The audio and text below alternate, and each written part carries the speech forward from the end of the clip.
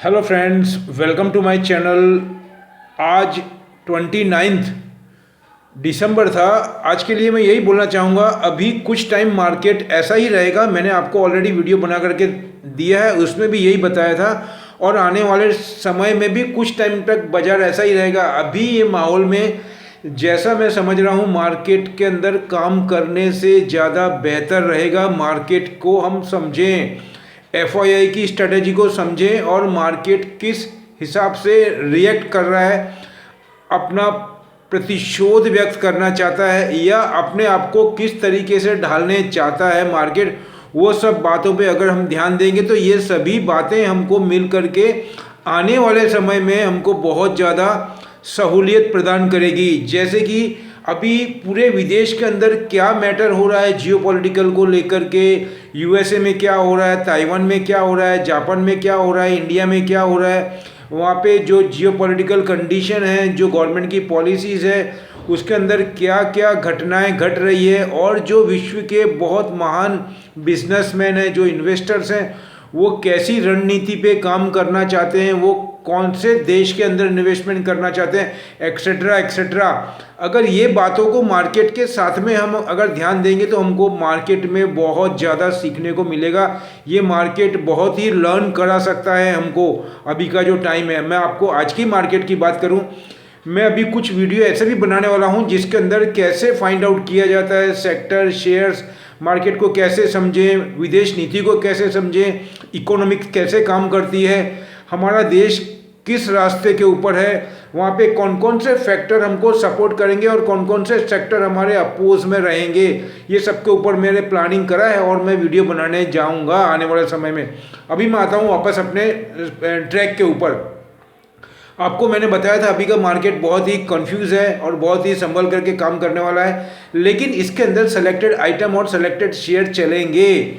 ऐसा ही रहता है, मार्केट का नियम ही यही है। मार्केट बहुत टाइम पे ऐसा रिएक्ट करता है और सुषुप्त अवस्था में रहता है, जो कि हमको बहुत कुछ सीखने को मिले, बहुत कुछ जानने को मिले और हम ऐसे टाइम पे ही ज़्यादा से ज़्यादा जानकारी एकत्रित करके अपने आप को सुदृढ़ बनाएं। तो मैं आपको बोलूँगा, आज का इंडेक्स की अगर मैं बात करूँ तो वो 91 पॉइंट माइनस में है। ऐसा तो क्या हुआ मार्केट में कि मार्केट 250, 300, 350 पॉइंट प्लस में होकर के माइनस में मार्केट चले गया, फिर वापस से प्लस में आया और लास्ट में वापस से सेलिंग प्रेशर आकर के, मतलब अभी एफआईआई हमको कंफ्यूज करके ऐसा ही शो करेगी।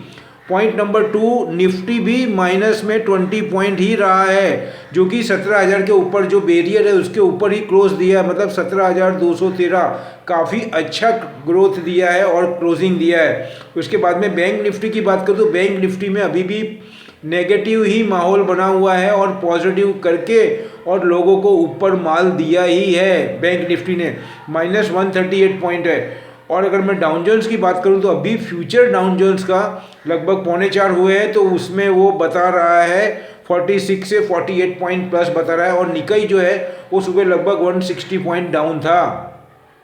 अब मैं आता हूँ आपको, जो मैंने मार्केट चालू होने के पहले आज जो मैंने डिलीवर किए थे और कल भी मैंने बताए, उसके अंदर मैंने आपको हिंदाल्को दिया था और मेटल से रिलेटेड कुछ एक सेपरेट वीडियो बनाया था। और आज सुबह मैंने आपको HUL दिया है, जो कि बिल्कुल भी घटा नहीं है, 15-20 रुपये ऊपर करके लगभग 3 से 4 रुपये HUL को ऊपर ही रखा है। क्यों HUL को नहीं घटाया, आज क्यों नहीं बढ़ाया, ये एक क्वेश्चन मार्क है।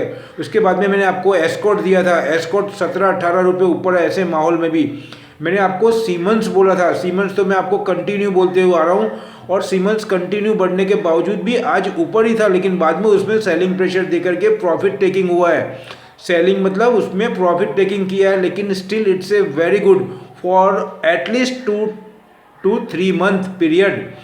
उसके बाद में मैंने आपको बताया था गोदरेज कंज्यूमर, मैंने आपको बोला है BEML, मैंने आपको बोला था ये कोई भी घटाए नहीं है, BEML भी ऊपर ही रखा है, मैं आपको ये बोलना चाहता हूँ। उसके बाद में मैंने आपको IT सेक्टर बोला था, IT सेक्टर के अंदर भी आप TCH, HCL Tech, Wipro, Infosys, Tech Mahindra में भी ज़्यादा सेलिंग नहीं दिया है। मतलब उन्होंने आज की तारीख में अप करके मार्केट के अंदर प्रॉफिट टेकिंग किया और अपने अपने जो बाइंग रेट था उनका उसके 100 नियर ला करके मार्केट को क्लोज कर दिया। और बाकी जो इंडेक्स बेस्ड जिसमें उनको काफ़ी ज़्यादा प्रॉफिट मिल रहा था, उसमें उन्होंने ज़्यादा सेलिंग करके उसके अंदर प्रॉफिट टेकिंग किया है। अब ऐसे ही माहौल में मैं आपको फिर देना चाहता हूँ कल के लिए। अब कल है गुरुवार, जो कि 30 तारीख है, 30 दिसंबर 2021। आज की तारीख में ये माहौल के अंदर जियो पॉलिटिकल का पलड़ा भारी है। दूसरा, मैं यहाँ पे एक बहुत ही पॉजिटिव पॉइंट ऐड करना चाहता हूँ, जो आज की ही ब्रेकिंग न्यूज़ है।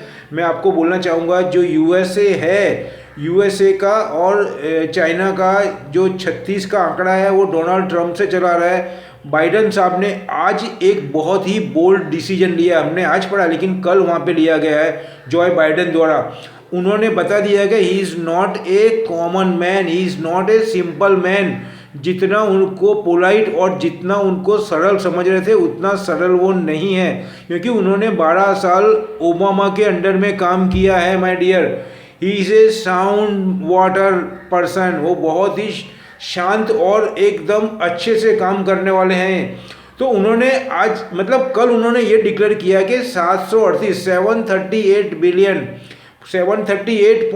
बिलियन का जो उनका डिफेंस का बजट है, उसके अंदर लगभग आपको मैं बोलना चाहूँगा 38 से 39 मतलब 38 to 39 बिलियन का ग्रोथ किया है इनके डिफेंस बजट के अंदर।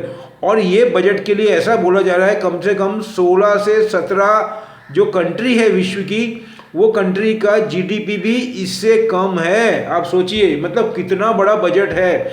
और आज की तारीख में भी वो सुपर पावर है, और सुपर पावर कितने टाइम से वो अपना दबदबा बनाने रखना चाहता है। उसके अलावा अभी अगर मैं कंपेयर करूं तो चाइना और यूएस के अंदर अभी जो एयर डिफेंस है उसके अंदर यूएसए ज़्यादा हावी है। उसके बाद में ग्राउंड लेवल के अंदर जो आर्मी होती है उसमें भी उसकी ताकत ज़्यादा है। ये एक्सपर्ट्स के व्यू के हिसाब से बोल रहा हूँ, और जो मैंने पढ़ा है और सुना है उसके तहत मैं बोल रहा हूँ। लेकिन अगर मैं ये बोलना चाहूँ अभी जो मैंने पढ़ा है उसमें नेवी के अंदर मतलब जो समुद्री जो कंट्रोल होता है या जो नेवी होती है उसके अंदर ऐसा बताया जा रहा है कि चाइना यूएसए से ज़्यादा भारी है या ज़्यादा सशक्त है। उसको देखते हुए ही उन्होंने इस बार जो अपना 38 से ज़्यादा जो उन्होंने बिलियन का जो मतलब बजट बढ़ाया है, उसमें सबसे ज़्यादा फोकस मतलब 75% फोकस उन्होंने नेवल बेस के ऊपर ही किया है। मतलब उन्होंने नेवल बेस के ऊपर मतलब उन्होंने जो अपनी नेवी है उसको और ज़्यादा सुदृढ़ बनाने के लिए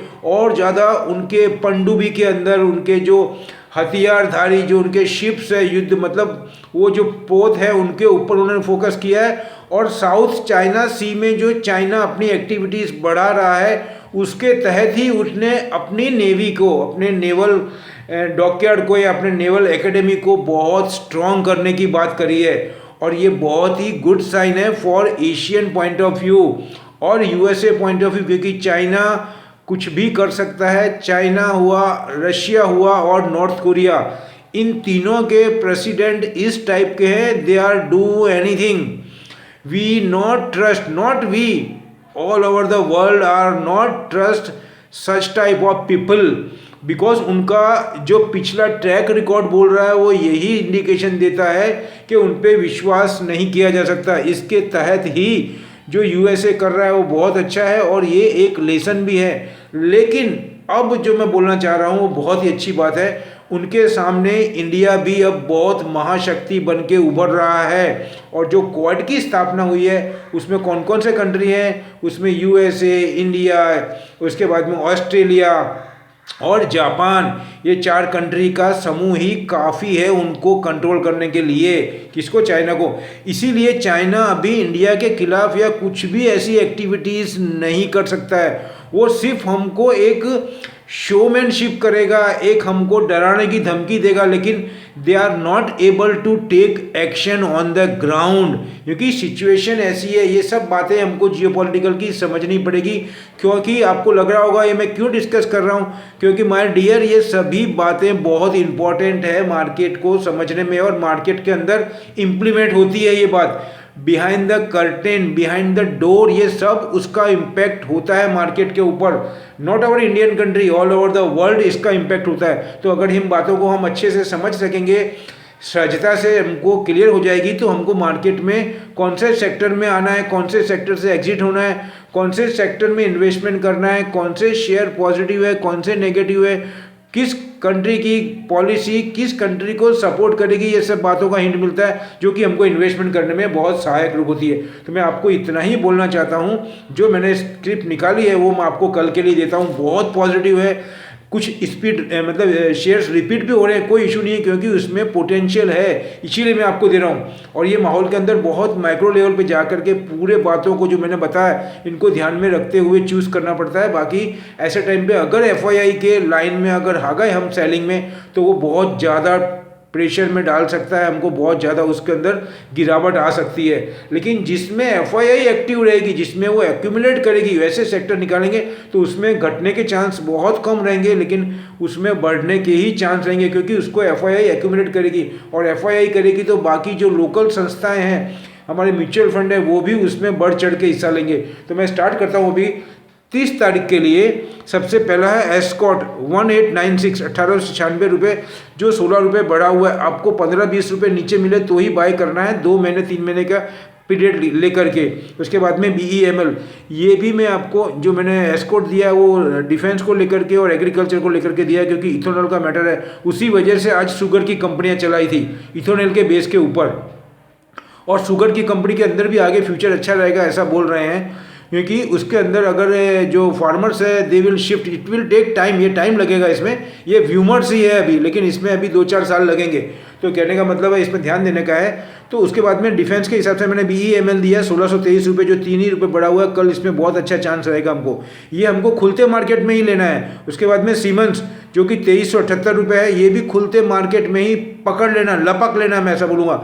-28 रुपये, ये हमको चांस नहीं देगा, 10 रुपये भी ऊपर मिले तो लपक ही लेने का इसको। उसके बाद में भारत फॉर्ज 700 रुपये का क्लोजिंग दिया है, आज का ही क्लोजिंग है ये सब, और 2 रुपये माइनस है, उसको भी खुलते मार्केट में ही लपकना है। उसके बाद में अदानी ट्रांसमिशन 1728 रुपये, जो कि -9 रुपये, इसको भी खुलते ही मार्केट में ले सकते हैं, 2-2.5 महीने के ओरिजिनल के, कोई इश्यू नहीं है। उसके बाद में अदानी ट्रांसमिशन हो गया। उसके बाद में HUL, मैंने आपको बोल ही चुका हूँ मैं आपको, HUL 2312 रुपये, उसको नहीं घटाया है। अगर उसमें प्रॉफिट टेकिंग करते जो 91 पॉइंट इंडेक्स दिख रहा है वो हो सकता है 150 से 200 पॉइंट से भी ज़्यादा हमको दिखता, इसीलिए उन्होंने इंडेक्स को कम करने के लिए HUL को पकड़ के रखा है।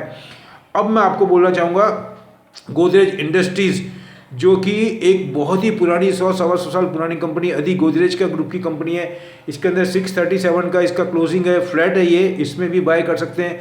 अदानी अपने गोदरेज कंज्यूमर भी कर सकते हैं। और आपको मैं बोलूँगा उसके बाद में मैं आपको दे रहा हूँ ICICI बैंक 735 रुपये, फ्लैट है ये भी बाय कर सकते हैं। इंडसइंड बैंक भी बाय कर सकते हैं, एक्सिस बैंक भी बाय कर सकते हैं, HDFC लिमिटेड भी बाय कर सकते हैं, जो मैंने मेंशन नहीं किया लेकिन इसकी मेरी रेगुलर स्टडी रहती है टाइम टू टाइम इनकी, तो वो बाय कर सकते हैं। तो आपको मैं बोल रहा हूँ ये सब बातों के अंदर। दूसरा ABB बाय कर सकते हैं हम, ट्यूब इन्वेस्टमेंट अगर घटा हुआ तो बाय कर सकते हैं। लिंडे इंडिया अभी मैटर चल रहा है, उसको बाय कर सकते हैं। स्नोमैन लॉजिस्टिक, अगर ओमिक्रॉन का मैटर बढ़ रहा है तो उसकी वजह से इसको भी फ़ायदा हो सकता है, किसको, स्नोमैन लॉजिस्टिक को, लेकिन वो किसी कारण से दबा के रखा है, लेकिन आई एम मच ऑप्टिमिस्टिक।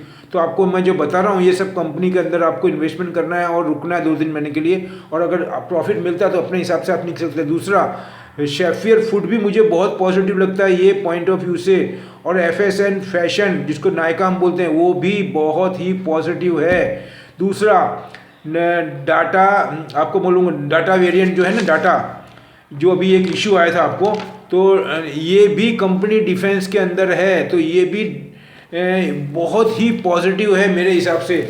तो डाटा वाली जो कंपनी मैंने आपको बताया अभी इशू गया, वो भी लगभग 800 के करीब, 790-800 का भाव, वो भी हमको अगर 2-4-6 महीने के लिए रखेंगे तो सेम पारस जैसा ही है, डिफेंस के अंदर है। तो ये सब कंपनी को बाय करना है आपको, कोई इशू नहीं है इसके अंदर। FII भी इसके अंदर एक्टिव है और एक्यूमुलेट ही करेगी, और FII के जो टाइम पीरियड है वो लगभग पूरा हो जाएगा और वापस से वो एग्री आएंगे और वापस से हम धमाट चलेंगे मार्केट के अंदर। तो दूसरा बोलूँगा, मेरा डिस्क्लेमर रख रहा हूँ, ये मेरी अपनी स्टडी, अपनी एनालाइज है, आप अपना डिसीजन अपने एक्सपर्ट के गाइडेंस से लें। और अगर मेरे वीडियो अच्छे लगते हैं तो मैं रिक्वेस्ट यू प्लीज़ जो पुराने हैं वो मेरे वीडियो को शेयर करें, और जो नए हैं वो ज़्यादा से ज़्यादा अपने मेरे दोस्तों तक पहुंचाएं, अपने दोस्तों तक पहुंचाएं, और जो नए आए हैं उनको मैं बोलूँगा जाने से पहले मेरे चैनल को सब्सक्राइब करना ना भूलें और बेल आइकन भी दबाएं, जिससे कि जब मैं नया वीडियो अपलोड करूं उसका इंटीमेशन आपको चैनल के थ्रू इमीडिएट मिले और आप मिल करके ज़्यादा से ज़्यादा बेनिफिट FII से हम ले सकें। दूसरा बोलूँगा, टेक केयर, ओमिक्रॉन गया नहीं है, सभी सूचनाओं का पालन करना, जो भी एहतियात है, प्रोटोकॉल है, उनको मानना। जय हिंद।